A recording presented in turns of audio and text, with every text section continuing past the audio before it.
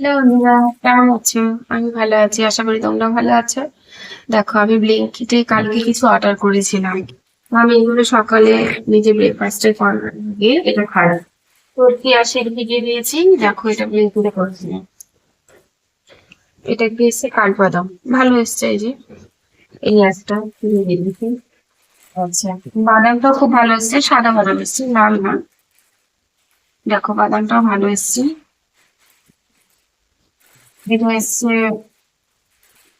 ছোলা, সাদা ছোট মিডিয়াম সাইজ। এইটা এসছে খাওয়াতে মানে রাইসিং।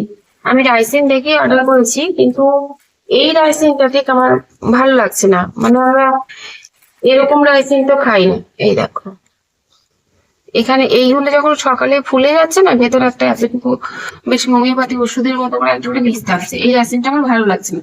যেটা আমরা রেগুলার বেসে খাই সেটার মতো না। এখন এখানে হচ্ছে কি করবো, তো খেতেই হবে। একটা করে দিয়ে দিচ্ছি, সকালে গরম খাই খেয়ে নিই। কিন্তু এই রেসিপিটা আমার ভালো লাগছে না। হ্যালো বন্ধুরা,